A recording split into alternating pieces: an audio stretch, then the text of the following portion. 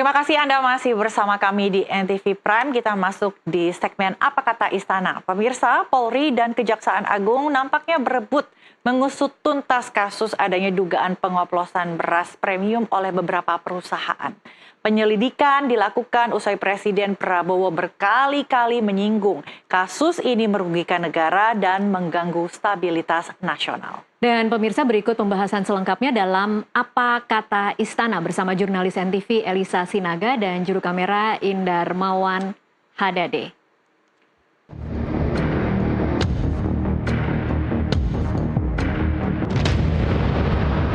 Beras biasa dibungkus stempel beras premium dijual Rp5.000.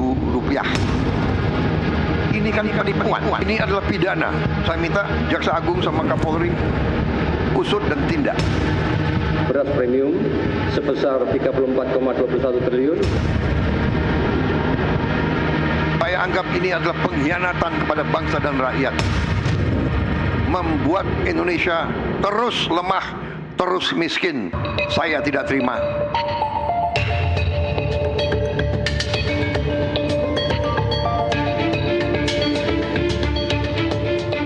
Terhitung sudah 3 kali dalam waktu yang berdekatan di setiap pidatonya, amarah Presiden Prabowo memuncak ketika berbicara terkait temuan Kementerian Pertanian soal adanya dugaan pengoplosan beras premium yang diduga melanggar mutu dan takaran. Tak berselang lama, Bareskrim Polri melalui Satgas Pangan Polri langsung menaikkan status dugaan kasus pengoplosan beras premium ini ke tahap penyidikan. Apa yang menjadi alasan dibalik amarah Presiden ini? Lalu apa yang akan dilakukan Presiden Prabowo selanjutnya untuk mengentaskan kasus ini? Selengkapnya dalam Apa Kata Istana bersama saya, Elisa Sinaga. Presiden Prabowo geram ketika membahas soal adanya dugaan praktik pengoplosan beras berlabel premium yang melanggar mutu dan takaran. Hal ini dikarenakan kerugian negara akibat praktik tersebut mencapai 100 triliun rupiah per tahun. Presiden juga menilai bahwa beras merupakan komoditas yang penting sehingga jika adanya penyelewengan terkait beras, maka akan mengganggu kemakmuran rakyat. Gimana enggak mendidih kita dengar itu? Saudara-saudara, 100 triliun. Berarti kalau saya biarkan ini terus, dalam 5 tahun kita akan hilang 1.000 triliun. Dengan 1.000 triliun kita bisa perbaiki semua sekolah di seluruh Indonesia. Kita bisa bantu semua rumah sakit, semua pesantren di seluruh Indonesia. 1.000 triliun. Karena Undang-Undang Dasar 45 Pasal 33.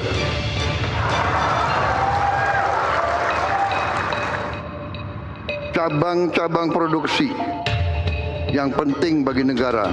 Beras penting atau tidak untuk negara? Jagung penting atau tidak? Minyak goreng penting atau tidak? Dan yang menguasai hajat hidup orang banyak dikuasai negara. Sorry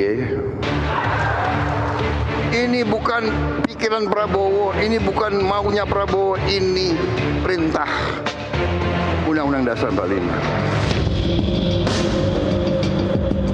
Usai berkali-kali Presiden menyinggung soal kasus dugaan pengoplosan beras ini, Bareskrim Polri langsung melakukan penggeledahan, penyegelan, hingga penyitaan di tempat produksi gudang, retail, maupun kantor terkait barang bukti penyidikan kasus dugaan beras premium oplosan. Ketua Satgas Pangan Polri sekaligus Dirtipideksus Bareskrim Polri, Brigjen Helvi Assegaf, mengatakan produsen beras yang menjual produk tidak sesuai standar mutu dan takaran terancam hukuman penjara dan denda hingga miliaran rupiah. Ancaman hukuman pasal 62 Undang-Undang Perlindungan Konsumen yaitu pidana penjara 5 tahun maksimal dan denda maksimal 2 miliar. Untuk ancaman hukuman Undang-Undang Tindak Pidana Pencucian Uang yaitu pidana penjara 20 tahun dan denda 10 miliar. Dan kepada pelaku usaha, kami tegaskan untuk tidak melakukan praktek-praktek curang yang merugikan konsumen dan melanggar ketentuan yang berlaku. Kami tidak akan segan-segan menindak dengan tegas terhadap penyimpangan yang dilakukan oleh para pelaku usaha. Adapun kasus ini awalnya terbongkar usai Menteri Pertanian Amran Sulaiman bersama Satgas Pangan Polri menyoroti anomali harga beras di masa panen raya, di mana terjadi kenaikan harga beras di atas HET, padahal komoditas beras mengalami surplus.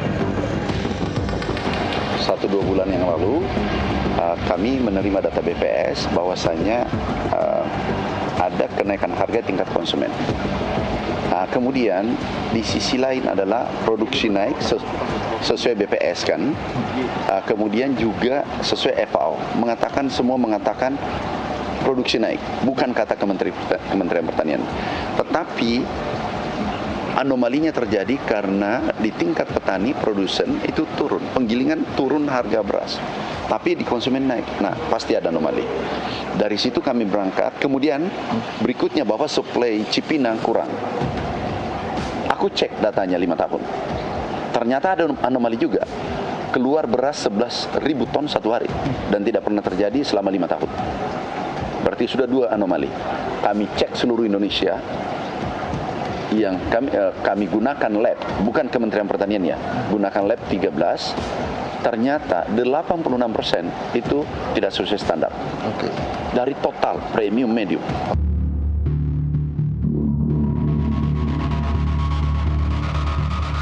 Temuan dari Kementerian Pertanian ini juga diungkap oleh Bareskrim Polri pada konferensi persnya beberapa waktu lalu, di mana pada sampel beras premium, Kementan menemukan adanya ketidaksesuaian mutu beras atau di bawah standar regulasi sebesar 85,56%. Lalu ada juga ketidaksesuaian HET atau harga eceran tertinggi sebesar 59,78%. Dan juga ada ketidaksesuaian berat beras kemasan atau berat real di bawah standar sebesar 21,66%. Tak hanya pada sampel di beras premium, tetapi Kementan juga menemukan adanya ketidaksesuaian pada sampel di beras medium, di mana Kementan menemukan adanya ketidaksesuaian mutu di bawah standar regulasi pada beras premium sebesar 88,24%. Ketidaksesuaian HET atau harga beras di atas HET ini sebesar 95,12%, dan ketidaksesuaian berat beras kemasan sebesar 90,63%. Pertanyaan selanjutnya, apakah Kementerian Pertanian ataupun kementerian terkait lainnya pernah melakukan sosialisasi kepada pengusaha beras terkait apa artinya beras oplosan?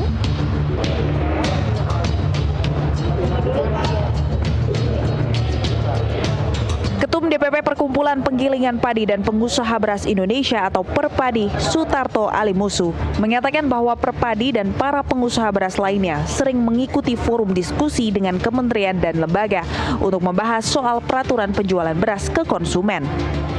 Oh ya pasti karena untuk menetapkan peraturan pun itu selalu kami diajak bicara, dan kami selalu mengundang pemerintah, dalam hal ini pejabat terkait tadi, untuk menyampaikan kebijakan-kebijakan apa yang katakanlah yang terbaru, karena dinamika perkembangan situasi ini kan selalu terjadi.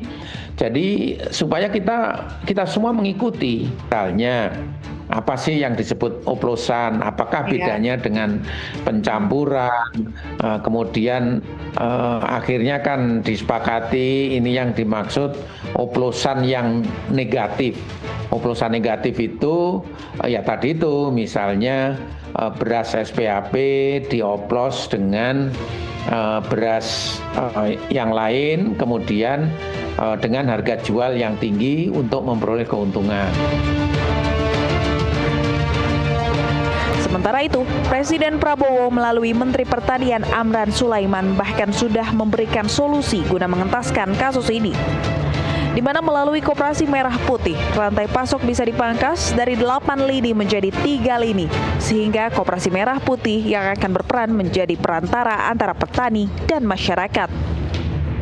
Itulah gagasan besar Bapak Presiden.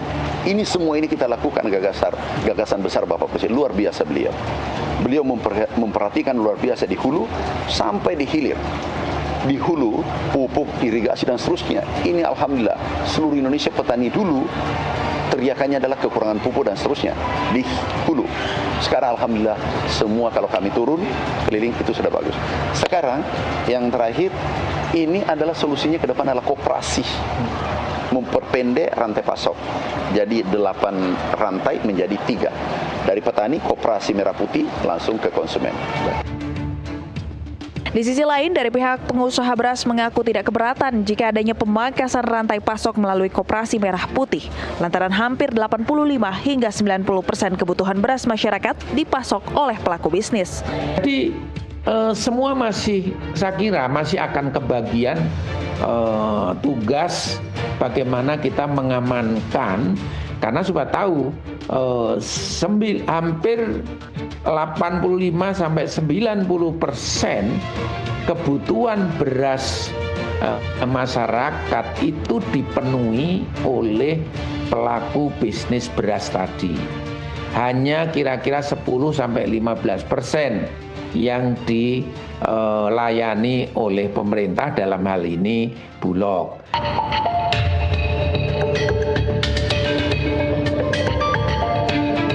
Meskipun belum ditetapkannya tersangka dalam kasus ini, tetapi tak hanya Polri, Kejaksaan Agung juga ikut turun tangan dan melakukan pemanggilan terhadap 6 perusahaan sebagai saksi.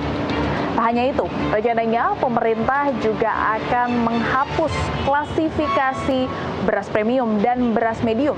Jadi nantinya hanya akan ada 2 klasifikasi beras, yakni beras biasa dan beras khusus. Semoga apa yang dilakukan pemerintah selanjutnya untuk mengusut tuntas kasus ini dapat memberikan efek yang jerah bagi perusahaan-perusahaan lainnya. Karena jika praktik seperti ini dibiarkan, maka akan mengganggu stabilitas sosial. Dari Jakarta, Elisa Sinaga, Indar Mawan Hadade, jurnalis NTV melaporkan.